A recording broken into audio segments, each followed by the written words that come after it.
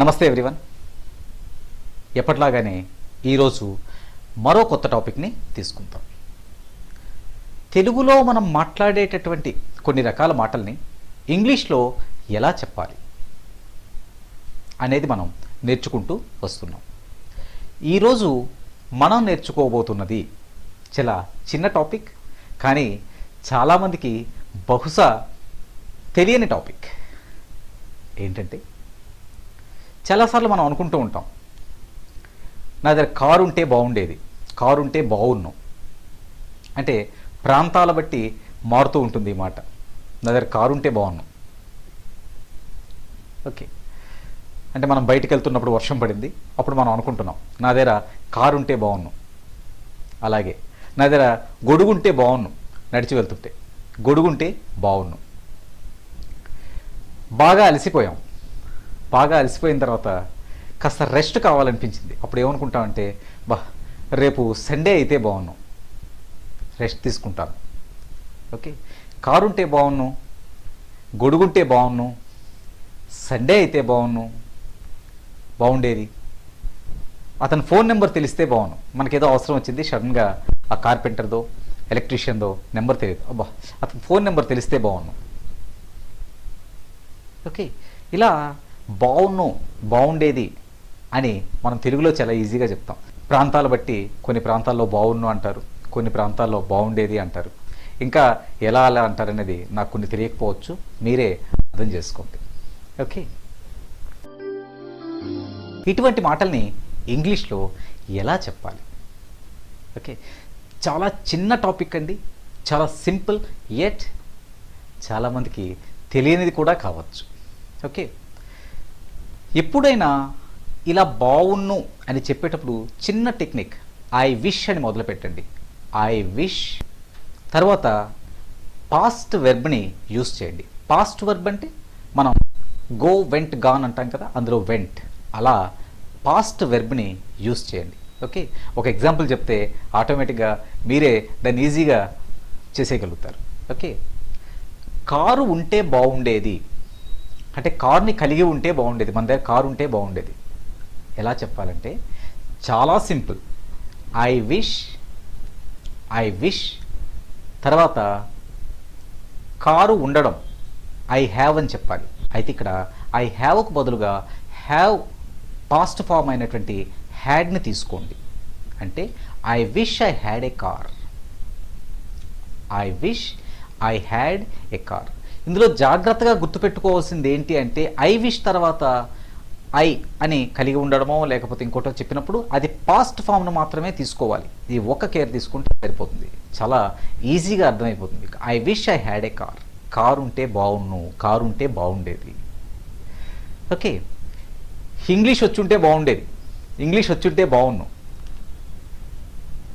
Okay, I wish I learned, లర్న్కి past, learn అనేదానికి past. I wish I learned, learn అంటాం కదండి, LEARN, learn. ఆ లర్న్కి past. I wish I learned English, English నేర్చుకుని ఉంటే బాగుండేది మనందరి problem. I wish I learned English. I wish I had a car. గొడుగుంటే బాగుండేది, కారుకు తీసి గొడుగు పెట్టేస్తే సరిపోతుంది. I wish I had an umbrella.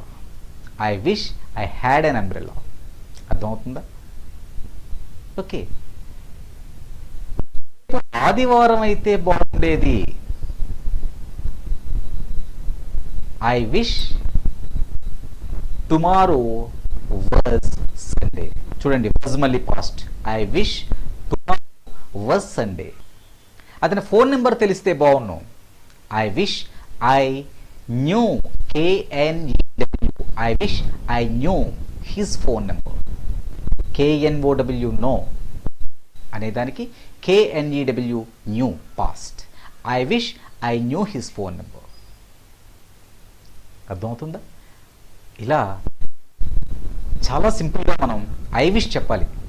I wish చెప్పి తర్వాత పాస్ట్ వెర్బ్ మనం ఏవైతే చెప్పాలనుకుంటున్నామో దాని పాస్ట్ వర్బ్ యూస్ చేస్తే ఆటోమేటిక్గా మీకు ఈ అర్థం వచ్చేస్తుంది. కొన్నిసార్లు నెగిటివ్ కూడా చెప్పాల్సి వస్తుంది. వర్షం పడకపోతే బాగున్ను, వర్షం పడితే బాగున్ను, ఐ విష్ ఇట్. కానీ వర్షం పడకపోతే బాగున్ను అని కూడా అనుకుంటాం కదా, అది ఎలా చెప్పాలి? ఇది కూడా ఆ పాస్ట్ నెగిటివ్ చెప్తే సరే. అంటే I wish it did rain, I wish it did not rain, I wish it didn't rain or I wish it did not rain. వర్షం పడకపోతే బాగున్ను. సో చాలా ఈజీ టాపిక్ అండి. ఐ విష్ తర్వాత పాస్ట్. ఐ విష్ నెగిటివ్ చెప్పాలంటే did not. రేపు working day కాకపోతే బాగున్ను, ఇందాక ఆదివారం అయితే బాగున్ను అనుకున్నాం, ఇప్పుడు నెగిటివ్లో చెప్పాం. రేపు వర్కింగ్ డే కాకపోతే బాగున్ను, అయితే బాగున్ను. అయితే I wish tomorrow was working day. Working day అయితే బాగున్ను. ఏదో ఎస్కేప్ అవడానికి మనం వర్కింగ్ డే అంటే ఆఫీస్కి వెళ్ళిపోవచ్చు కాబట్టి అప్పుడు ఇలాంటి మాటలు కూడా మనం చెప్పవచ్చు. I wish tomorrow was a working day. అయితే కాకపోతే బాగున్ను, I wish tomorrow was not a working day. Confuse అవ్వకండి. వర్షం పడితే బాగున్ను, ఐ విష్ ఇట్ రెయిన్డ్. వర్షం పడకపోతే బాగున్ను, I wish it didn't rain. ఇందులో నేర్చుకోవాల్సింది ఏమీ లేదు. నేర్చుకోవాల్సిందంతా I wish common. I wish తర్వాత ఐ నో, ఇట్ నో వాడతాం కదా, దాని తర్వాత పాజిటివ్ పెట్టండి, నెగిటివ్ అయితే నెగిటివ్ పెట్టండి. ఏది పెట్టినా అది పాస్ట్ ఫామ్ అయి ఉండాలి. అంటే గో వెంట్ గాన్లో వెంట్ లాగా, డూ డిడ్ డన్లో డిడ్ లాగా. నెగిటివ్ అయినా పర్వాలేదు, పాజిటివ్ అయినా పర్వాలేదు, కానీ అది పాస్ట్ యూస్ చేయాలి.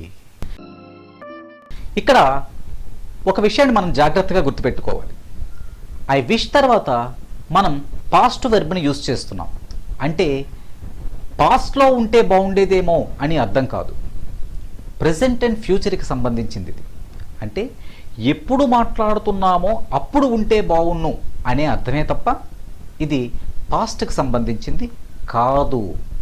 అంటే I wish I had a car. Present అయితే మరి ఐ హ్యావ్ ఏ కార్ అంటాం కదా, ఐ హ్యాడ్ ఏ కార్ అని ఎందుకు అంటున్నామండి? పాస్ట్ ఏమో అని అనుకోవద్దు. ఇది 100% ప్రజెంట్. మీరు పాస్ట్ వెర్బ్ని యూస్ చేస్తున్నారు ఎందుకంటే ఇది అన్రియల్ కాబట్టి, నిజం కాదు కాబట్టి. అలా జరిగి ఉంటే బాగున్నా అని అనుకుంటున్నామే తప్ప అలా జరగదు, అప్పటికప్పుడు జరగదు. కాబట్టి మనం పాస్ట్ వెర్బ్ని యూస్ చేస్తున్నాం అంతే తప్ప ఇది రియల్ కాదు. We are walking on the road. Suddenly it started raining. But we don't have any umbrella with us. ఇప్పుడు మనం ఏమనుకుంటున్నాం అంటే గొడుగు ఉంటే బాగుండు. ఇప్పటికిప్పుడు అనుకుంటుంది. ఇది ప్రెజెంట్ అండ్ ఫ్యూచర్కి సంబంధించింది, but not past. I wish I had an umbrella, కానీ గొడుగు లేదు. అలా అనుకోవటం మాత్రమే జరుగుతుంది. సో ఎప్పుడు గుర్తుపెట్టుకోవాల్సింది ఏంటి అంటే పాస్ట్ వెర్బ్ని మనం యూస్ చేస్తున్నా దీని అర్థం ప్రెజెంటే తప్ప పాస్ట్ కాదు. ఓకే, చూడండి. I wish I learned English. English నేర్చుకుని ఉంటే బాగుండేది. ఇప్పటికి సంబంధించిన విషయం. ఇప్పుడు రాదు, అయ్యో మనకు రాలేదే, అందుకని నేర్చుకుంటే బాగుండేది, నేర్చుకుంటే బాగున్ను. I wish I learned English. అంతేగాని అప్పుడెప్పుడో నేర్చుకుని ఉండి ఆ యూసేజ్ అప్పటిది కాదు, ఇప్పుడు అవసరం కాబట్టి నేర్చుకుని ఉంటే బాగుండేది అని చెప్పడానికి. So what I want to tell you is ఇది ప్రెజెంట్ అండ్ ఫ్యూచర్కే వాడతారు తప్ప ఇది పాస్ట్ అర్థం కాదు. పాస్ట్ వెర్బ్ని వాడుతున్నంత మాత్రాన ఇది పాస్ట్ కాదు దీని అర్థం. ఇది గుర్తుపెట్టుకోండి.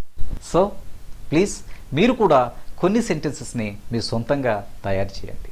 తయారు చేస్తే ఆటోమేటిక్గా దీని మీద మీకు కమాండ్ వచ్చేస్తుంది. కమాండ్ వచ్చేస్తే మీరు ఈజీగా మీ లాంగ్వేజ్లో యూస్ చేయగలరు. Thank you very much. ఈ వీడియో మీకు నచ్చితే లైక్ చేయండి, షేర్ చేయండి మరియు వీడియో దిగువ సబ్స్క్రైబ్ బటన్ పై క్లిక్ చేసి సబ్స్క్రైబ్ చేయండి. మరిన్ని వీడియోలు పొందండి.